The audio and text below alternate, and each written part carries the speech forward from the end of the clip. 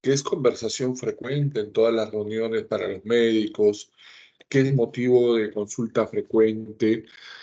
Y hasta el 20% de la población son pacientes que sufren trastornos relacionados a la presión arterial. Bueno, la presión arterial es aquella función que tiene por objeto llevar la sangre a los tejidos con una determinada presión para perfundir a los órganos y llevarles sangre oxigenada para de esta manera poder ellos cumplir con sus funciones, ¿no? Y para esto hay una presión normal. Doctor, La no se ve la... presión Buenas no noches. se ve. No, doctor. Comenzamos de vuelta a ver. Vamos a ver, compartir.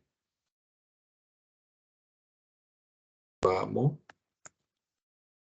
¿Se ve? Ahora Doctor, sí, sí se doctor. ve. Ahí se ve.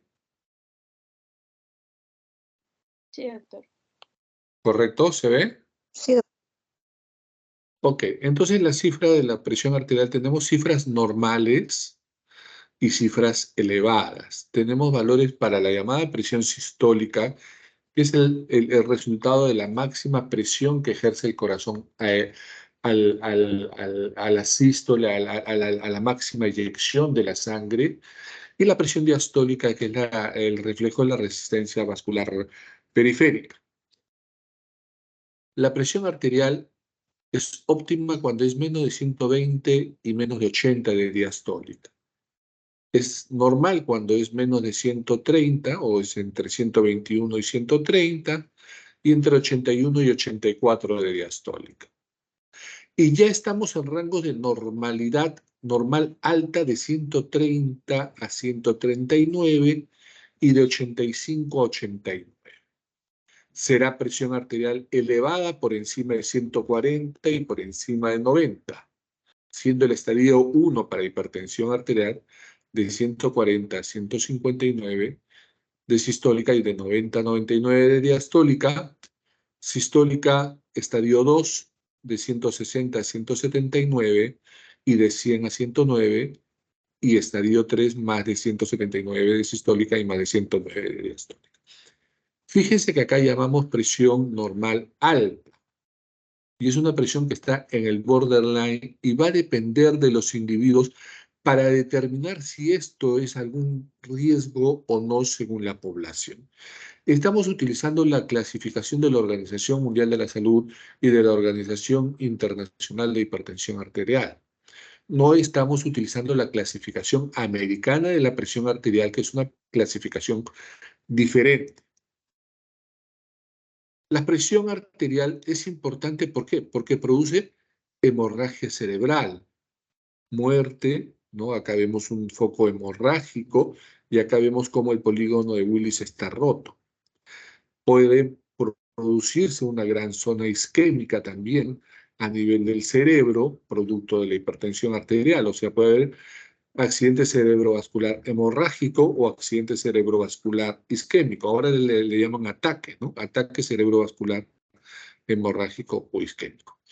Puede llevar a que el riñón se enferme y deje de cumplir su función, puede llevar a la insuficiencia renal, ¿no? Y obligando a que los individuos sean sometidos a hemodiálisis, por ejemplo.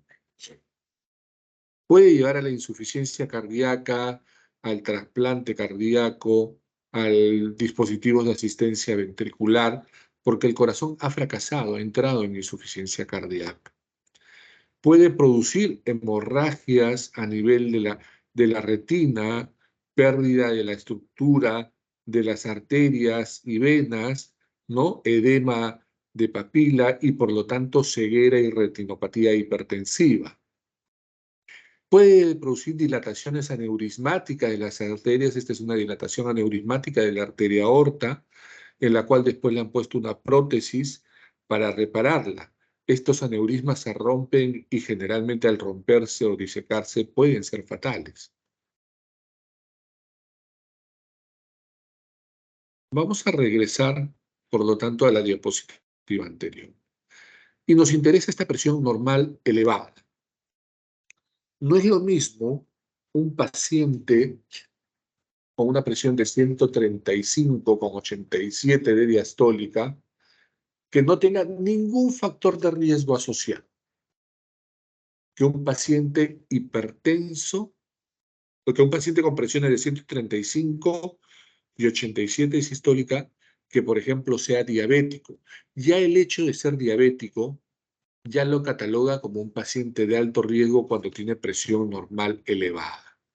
O si el paciente tiene algún daño de órgano blanco, como los que hemos mencionado, infarto de miocardio incluido, y entonces cuando el paciente tiene daño de órgano blanco, lo que hemos mencionado hace unos instantes en sus diferentes estadios, esta presión ya es una presión de alto riesgo. Si el paciente tiene una disminución de la función renal, con proteínas, pérdida de proteínas en la orina, y tiene una presión normal alta, este paciente ya debe recibir tratamiento farmacológico. Diferente a un paciente de repente que tenga 75 años y tenga 135/80 y no tenga ninguna otra patología asociada, que no sea diabético, que no tenga colesterol, que no sea fumador, que no esté con sobrepeso, que no tenga infarto cerebral, hemorragia cerebral, que no haya tenido infarto cardíaco, que su riñón esté bien.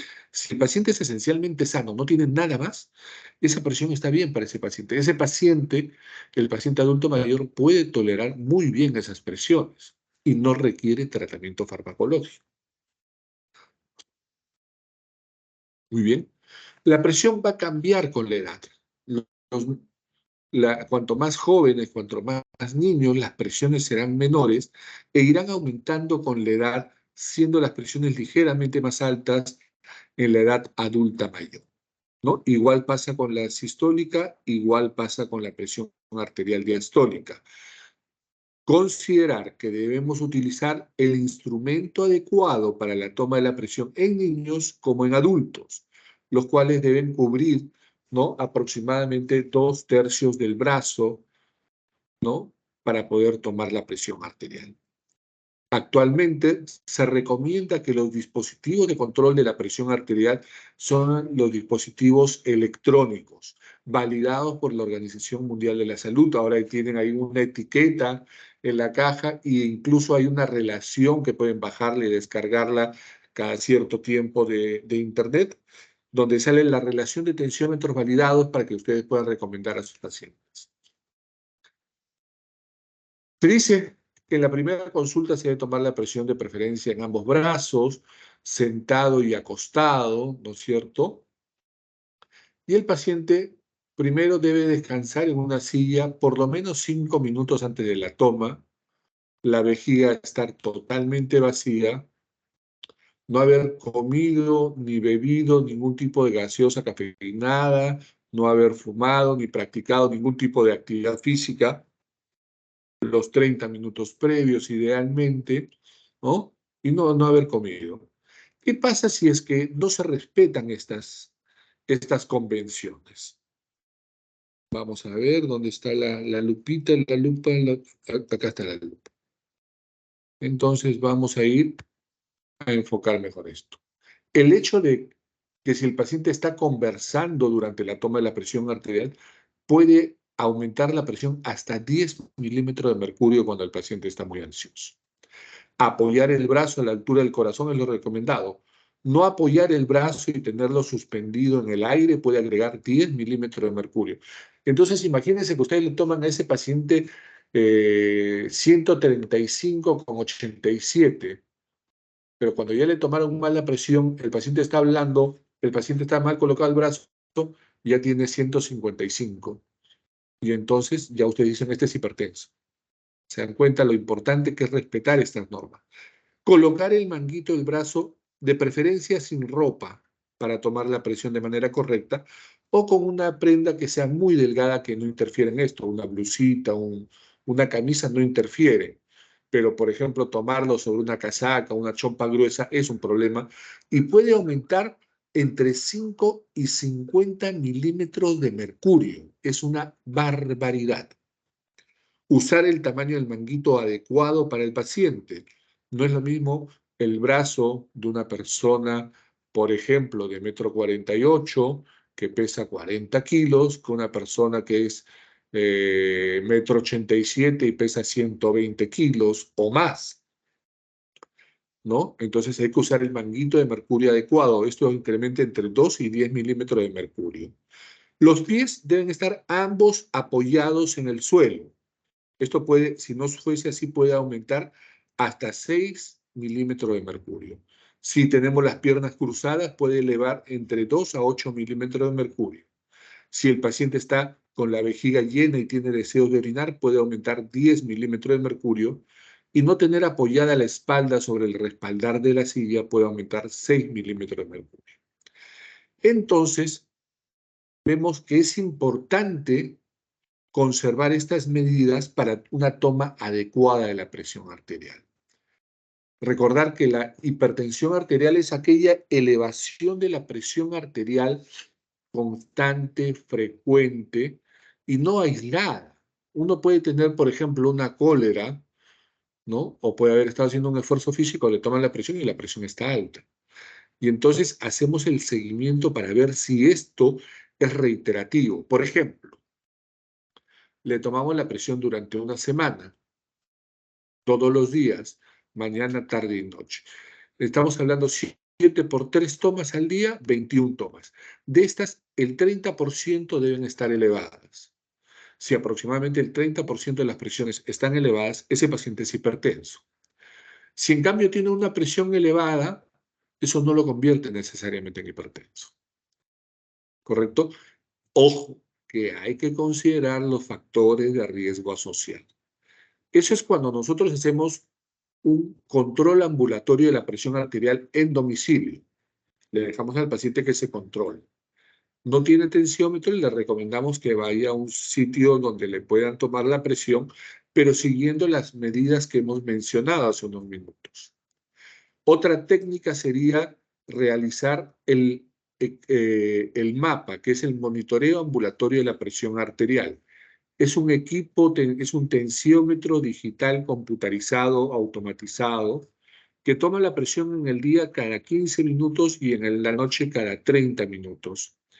Y nos va a dar un promedio de 70 a 80 tomas en las 24 horas. Nos dará la presión sistólica, la presión diastólica, la presión media, la presión de pulso. Nos dirá cómo está la presión cuando el paciente duerme, cuando está en actividad, y nos dirá cómo se comporta su frecuencia cardíaca, lo que nos permite mayor cantidad de variables para poder determinar si este paciente es hipertenso. Muy bien. Mencionado esto, la regulación de la presión arterial tiene múltiples factores. Recordemos que la forma más sencilla de ver la presión arterial es el gasto cardíaco por la resistencia vascular periférica. ¿Cómo se obtienen estas o qué factores influencian la determinación de la presión arterial? Cuando comemos gran cantidad de sal, la dieta a raíz de la industrialización y del procesamiento de comidas ha hecho que la ingesta de sodio en nuestra población comparativamente a hace 50 o 100 años sea sustantivamente mayor.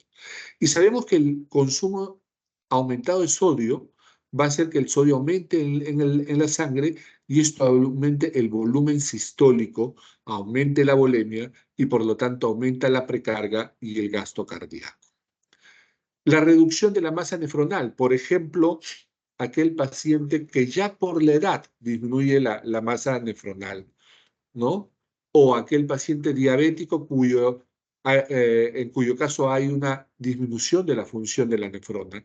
Y este paciente, al haber menos nefronas, comienza a retener sodio, pues también aumentará la volemia y ya sabemos que aumenta el gasto cardíaco. El famoso estrés, ¿no? El famoso estrés lo que hace fundamentalmente es activar al sistema simpático. Activa las catecolaminas, produce adrenalina y noradrenalina, y esto va a tener 3 efectos. Vasoconstricción venosa, aumento de la contracción del músculo cardíaco y por lo tanto aumento del gasto cardíaco, y por el otro lado va a producir vasoconstricción a nivel de las arteriolas, y esto va a hacer que aumente la resistencia vascular periférica. Existirán alteraciones genéticas relacionadas al exceso de renina, angiotensina, aldosterona o a la hiperactividad de renina, angiotensina, aldosterona, que además podría estar influenciada por la ingesta de sodio o por la reducción de la masa nefronal. Pero vamos a ver como alteración genética el exceso de la activación del sistema renina, angiotensina, aldosterona llevará a sistemas de vasoconstricción, ¿no? Va a producir vasoconstricción, proliferación de la capa media muscular y por lo tanto aumento de la resistencia vascular periférica. Producirá alteraciones de la membrana celular, produciendo vasoconstricción e hipertrofia estructural igual que el sistema renina, angiotensina, aldosterona, ¿no? Y la alteración del factor de relajación derivado del endotelio producirá también vasoconstricción e hipertrofia, todas ellas aumentan la resistencia periférica. La hiperinsulinemia va a llevar a hipertrofia estructural, la hipertrofia estructural llevará a vasoconstricción y esto aumento de la resistencia periférica. Todos estos mecanismos son mecanismos hipertensores. ¿Ya? Muy bien. Entonces, vamos a tener que la presión sistólica es aquella presión máxima generada por la contracción y el máximo volumen eyectivo, y esa es la llamada presión sistólica. La mínima presión diastólica es la mínima presión registrada y es producto de la resistencia periférica. Pero acá vienen dos conceptos. Uno es la presión arterial media y el otro es la presión arterial de pulso. La presión arterial media es la presión sistólica más el producto de la presión diastólica multiplicada por 2, todo esto dividido entre 3. Y va a hacer que la presión arterial media sea entre 70 y 105 milímetros de mercurio en rangos de normalidad. ¿Ya? Esto es importante para manejar los conceptos cuando ustedes estén en clínicas de shock, que será cuando la presión arterial media esté disminuida, o los estados en que esté la presión arterial media elevada, que sean estados hipertensivos. Pero nos va a servir para no bajar demasiado la presión y aumentar, por ejemplo, la isquemia cerebral o el infarto de miocardio. ¿Qué cosa es la presión de pulso? La presión de pulso es la diferencia que existe entre la presión sistólica y la presión diastólica. Supongamos que una persona tiene 110 de sistólica y 70 de diastólica. La presión de pulso será 40. El valor normal es de 30 a 40 milímetros de mercurio. Por encima de 40, cuando la presión de pulso es 50, 60, 70, por cada 10 milímetros de mercurio en presión de pulso, el riesgo cardiovascular aumenta el 20%. Entonces, la presión media nos puede ayudar para manejar cuadros agudos y la presión de pulso para pronosticar el nivel de riesgo de enfermedad cardiovascular tipo accidente cerebrovascular, isquémico o hemorrágico, infarto de miocardio, etc. ¿No? El valor predictivo positivo para la enfermedad cardiovascular en pacientes hipertensos ya es elevada. Muy bien. ¿Qué sistemas controlan fundamentalmente la presión arterial? El sistema nervioso autonómico, ya lo hemos mencionado, fundamentalmente el sistema simpático que va a elevar la presión arterial por activación de la adrenalina y noradrenalina plasmática. La activación del sistema renina, angiotensina y aldosterona. La renina produce vasoconstricción, la angiotensina produce vasoconstricción y la aldosterona retiene sodio y agua. Todos son mecanismos hipertensores. El sistema de quininas y bradiquininas, que va a tener que ver con el tono vascular, y el sistema de péptidos natriuréticos, que va a producir por dilatación o por estrés a nivel del músculo cardíaco. El péptido natriurético es una sustancia fundamentalmente vasodilatadora. El sistema renina-angiotensina se produce la renina a nivel renal, de ahí su nombre, que actuará sobre el angiotensinógeno que es liberado del hígado, transformando el angiotensinógeno por acción de la renina en angiotensina 1.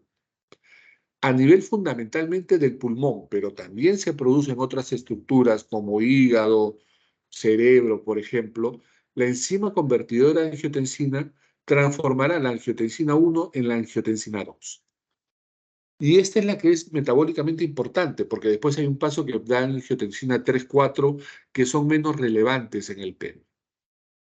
La angiotensina 2 es la que es predominante y es la que es más activa en cuanto a dos funciones. Por un lado, produce vasoconstricción sobre las arteriolas, aumentando la presión arterial, pero la angiotensina, al actuar sobre la glándula suprarrenal, producirá la liberación y la producción de aldosterona. Esta aldosterona retendrá sodio y agua, aumentará el volumen circulante y por lo tanto aumentará la presión arterial. Y ese es como el sistema renina-angiotensina-aldosterona, este eje incrementa la presión arterial y por lo tanto tenemos fármacos específicos para actuar sobre este sistema, los inhibidores de la enzima convertidora de angiotensina, los bloqueantes de los receptores de angiotensina, los bloqueantes de renina, ¿no es cierto? Entonces hay varios fármacos que actúan sobre esto. Tenemos diuréticos antialdosterónicos para esto, ¿no? Entonces, este eje es importante y fundamental en la regulación de la homeostasis de la presión arterial. Luego tenemos al sistema simpático. El sistema simpático producirá vasoconstricción, aumento de la resistencia y aumento de la presión arterial. Pero a nivel del corazón, la adrenalina, ya hemos mencionado, o sea, ustedes ya saben, ¿no es cierto?, que por acción del sistema adrenérgico aumenta la frecuencia cardíaca y produce taquicardia, lo que aumentará el gasto cardíaco y la presión arterial. Pero también tiene la adrenalina y noradrenalina un efecto importante sobre el músculo cardíaco, produciendo aumento en la fuerza de contracción. Este aumento de la fuerza de contracción hará que el corazón bote mayor volumen sanguíneo, lo que aumenta el gasto cardíaco. Pero por el otro lado, también produce contracción a nivel venoso, o sea, no solamente contracción a nivel arterial, sino contracción a nivel venoso. Esto aumenta el retorno de sangre hacia el corazón y esto hará que el corazón, al recibir más sangre, requiera mayor fuerza de contracción para eliminar este mayor volumen que ha retornado al corazón y por lo tanto aumenta el volumen sistólico minuto y aumentará el gasto cardíaco. Y esos son los dos principales mecanismos. Existen otros factores, como el factor llamado el famoso factor de relajación derivado del endotelio, que no es otra cosa que el óxido nítrico, y que es una sustancia que la produce el endotelio y que produce fundamentalmente vasodilatación.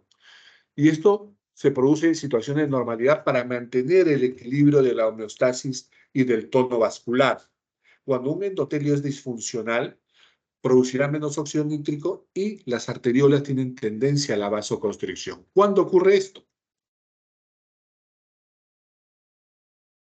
Esto ocurre, por ejemplo, en los pacientes con diabetes, con hipertensión, en los fumadores, ¿no?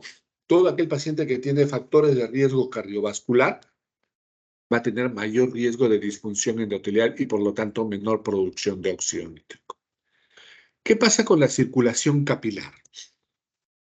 Ya sabemos que los capilares se forman a partir del sistema arteriolar y venular en los puntos más distales de la economía, donde se van a unir, ¿no?, la arteriola, que se divide en metaarteriola y que finalmente va a formar el capilar verdadero, ¿no?, y un canal periférico preferencial.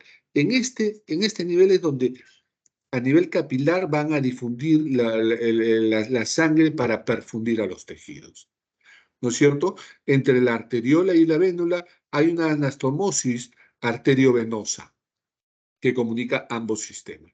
Bueno, esta es la estructura de la circulación arteriolar. Y sabemos que la presión a nivel intravascular, si comenzamos en el sistema arterial, vemos que comienza en las arteriolas más grandes, con cerca de 13.3 kilopascales, y conforme van teniendo menor diámetro las arteriolas, van siendo más distantes del corazón, la presión de estas va disminuyendo. Y cuando se van a transformar ya en vénulas, ¿no?, en las vénulas la presión es tan baja como menos de 1.3 kilopascales. Inclusive esto es más, la presión intravascular es menor dependiendo del tamaño de la vénula. Conforme es más grande la vénula, pues será más grande, menor la presión arterial. Y acá en esto ocurre de que a nivel capilar es cierto que difunden el oxígeno, el dióxido, y se dan estos intercambios a nivel tisular muy significativos, pero el sistema capilar lleva una cosa, que es líquido, y el líquido tiene una presión, ¿no? Y es así que hay un intercambio de líquidos a nivel entre las arteriolas y las venas, a nivel capilar, ¿no es cierto? Y es así de que va a haber un intercambio de líquidos entre ellos. Y cuanto mayor sea la presión, el volumen sanguíneo, y sea menor la resistencia, va a difundir hacia los tejidos. Si hay éstasis y están dilatadas las vénulas, aumentará la presión hidrostática y va a difundir hacia los tejidos. Pero para que se mantenga el líquido dentro de la sangre tiene las famosas proteínas y fundamentalmente la albúmina plasmática. Esta albúmina plasmática va a ser la responsable de mantener la presión oncótica. La presión oncótica es aquella que genera la proteína para mantener el líquido dentro de las arteriolas y no salga de las arteriolas hacia el tejido tisular, ¿no es cierto? Entonces, de todas estas variables va a depender, ¿no? Va a depender la difusión de la sangre. ¿Qué pasa, pues, cuando se produce la aparición de edemas, ¿no? En la curva 1 vamos a tener, en la curva en negro vamos a tener lo que es normal en cuanto a la presión arteriolar y la presión venosa que hemos dibujado hace un instante. ¿Qué pasa cuando nosotros aumentamos la presión arteriolar? La curva se va a desplazar y va a haber un incremento de la presión arteriolar y por lo tanto puede difundir y formarse los edemas. El segundo caso será la reducción de las proteínas plasmáticas, ¿no? En cuyo caso la pendiente de la curva se aplana totalmente, ¿no? Y vamos a tener que esta presión oncótica coloidosmótica va a permitir la difusión de sangre hacia los tejidos, ¿no? Que son los dos mecanismos que se producen y que los mencioné en la diapositiva anterior explicadas en esta gráfica. El sistema venoso, tenemos las vénulas muy pequeñas y las venas de mayor calibre.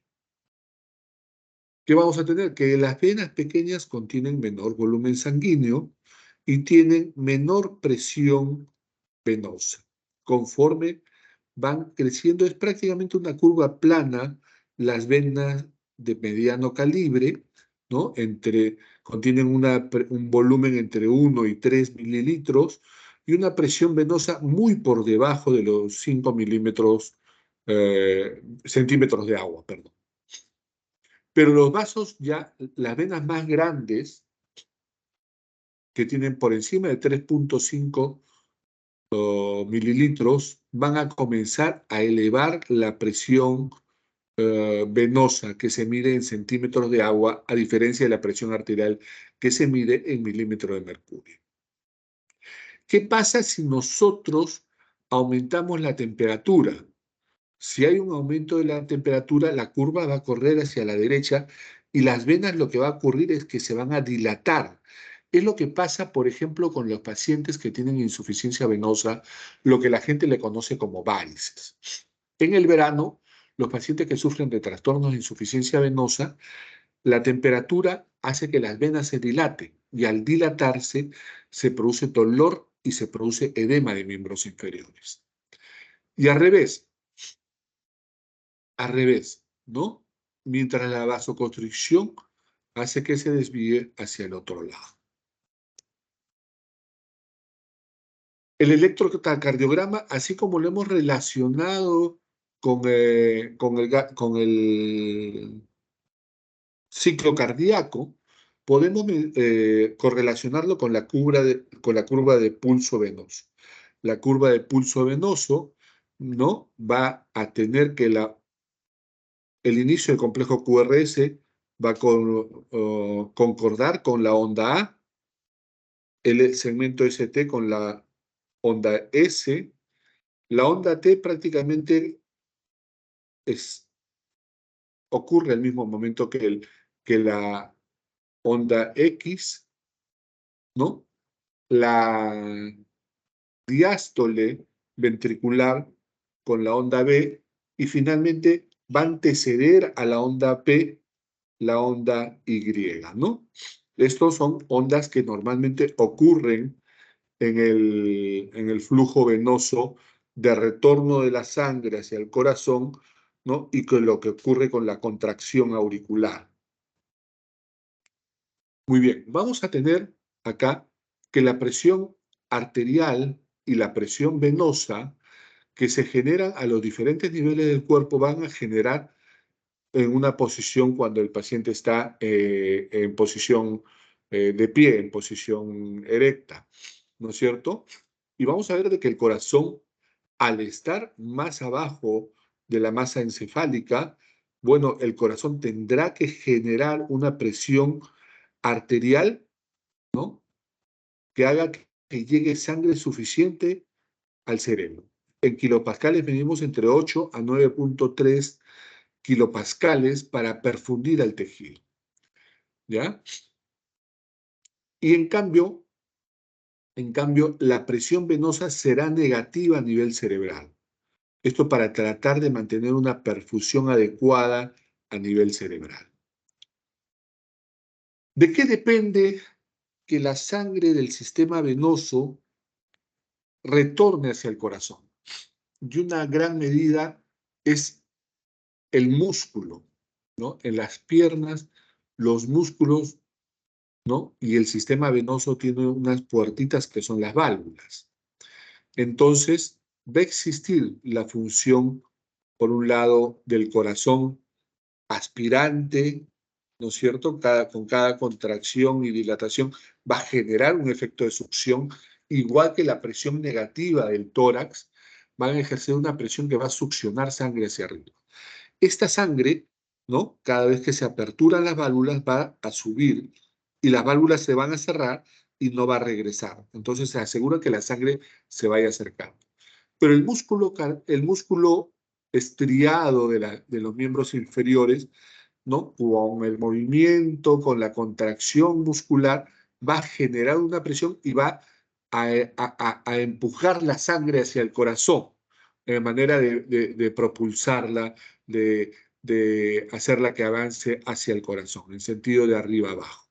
Entonces, el retorno venoso está dado por la bomba del corazón, que ya dije que es una bomba aspirante, los movimientos respiratorios que aprovechan la presión negativa del tórax y la contracción o llamada bomba muscular de los músculos del miembro inferior. La presión venosa, ¿no?, cuando está un paciente, tiene 12 milímetros de mercurio, el paciente está sentado, se incorpora, va a disminuir. Va a disminuir y en el momento que está caminando va a tener una presión de 3 kilopascales. Después de 30 minutos de caminata, esto va a comenzar a incrementarse, ¿no? La presión va a hacer que se vaya mejorando el retorno por función de la bomba muscular. ¿Cómo se controla el flujo de la sangre hacia los tejidos periféricos? Y sabemos que la distribución es diferente en los diferentes órganos. Y el flujo sanguíneo hacia el hígado, 25%, 25 mililitros por minuto de sangre, hacia el riñón 20, hacia el músculo 20 y hacia el cerebro 15 mililitros por segundo, mililitros por minuto, perdón, de presión de flujo sanguíneo. El flujo sanguíneo, ¿no?, si lo medimos en mililitros minuto por cada 100 miligramos de masa, vamos a ver que por cada 100 miligramos el riñón es el que más flujo sanguíneo recibe, 300 mililitros por minuto. Y esto es para poder depurar la sangre de manera adecuada, ¿no? De manera menos significativa, reciben el flujo sanguíneo del cerebro, el corazón y el hígado. Dicho de manera sencilla, los órganos nobles. Pero tiene que haber una diferencia arteriovenosa en la sangre para poder perfundir los tejidos, y vamos a tener que, pese a recibir mayor volumen de sangre, la diferencia arteriovenosa a nivel renal no es significativamente importante, porque ahí no hay gran difusión. El tema no es la gran difusión ahí. En cambio, el cerebro debe estar bien perfundido, ¿no? Debe tener una buena diferencia arteriovenosa para estar bien oxigenado, igual que el corazón, igual que el hígado, igual que el músculo. En cambio, el riñón es más filtrador, recibe sangre, está bien perfundido, pero la diferencia arteriovenosa con la hipoxemia sufre menos. La autorregulación del flujo sanguíneo va a tener, ¿no?, que normalmente relaciona o curva entre el flujo sanguíneo y la presión, ¿no?, que tiene una forma de una S itálica, llamémosle así. A mayor presión, mayor flujo. Esta morfología de la curva va a cambiar en virtud de que cuando las presiones son menores, los flujos son mayores. Y cuando las presiones son mayores, los flujos son menores para irse autorregulando. Imagínense, pues, que siempre tengan la misma correlación. A mayor presión, mayor flujo, y eso podría traer problemas en cuanto a llevar un volumen demasiado alto con una presión demasiado alta. Podrían ocurrir problemas en cuanto a ese sentido, a causar algún tipo de daño.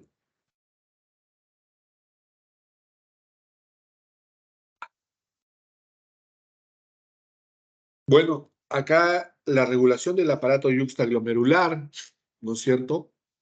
Esto es lo que corresponde al sistema renina-angiotensina-aldosterona, que va a regular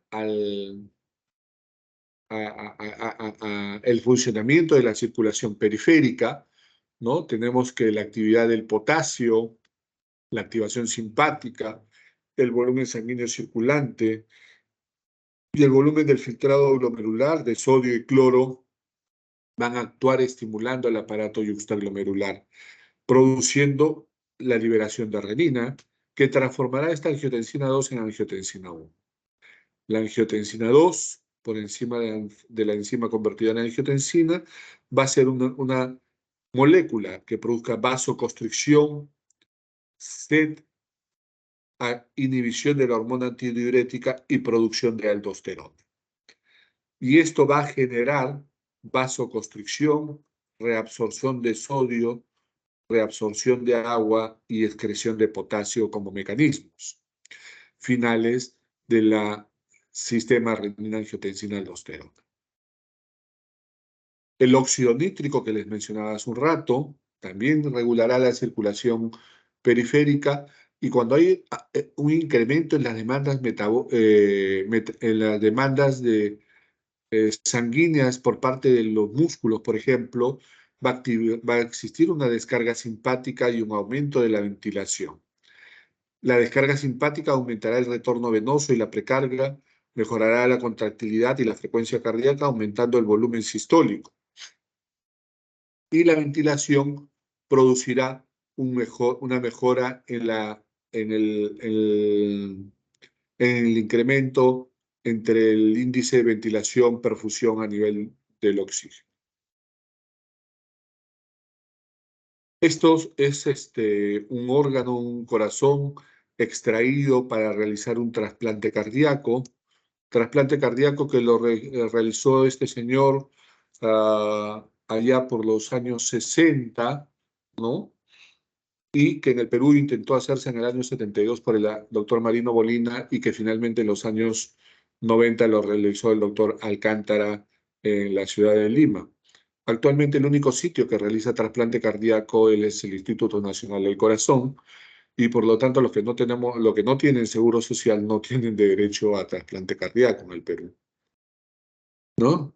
Para terminar, Winston Churchill dijo: el pesimista ve la dificultad en cada oportunidad y el optimista ve la oportunidad en cada dificultad.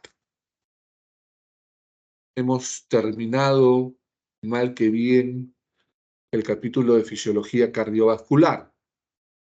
Un poquito a trompicones por el tiempo y por la enfermedad, pero hemos cumplido con esta parte de la tarea.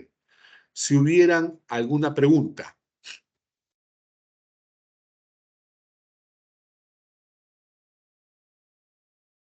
Si hubiera alguna pregunta.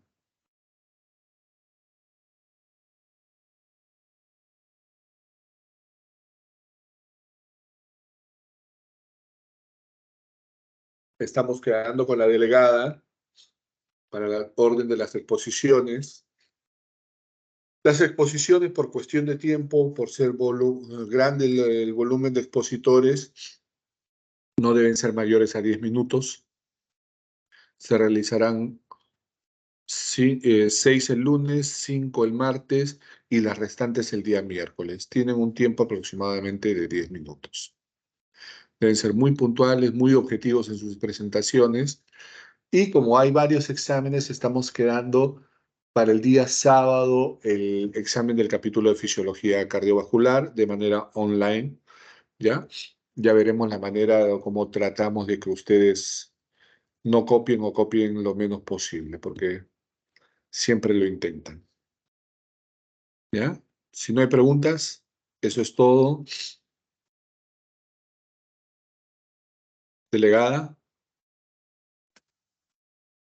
Buenas noches, doctor. Está bien, muy bien. Muchas gracias por la clase, doctor. Listo, estamos al día. Chao. Gracias, doctor. Gracias, doctor. Hasta luego.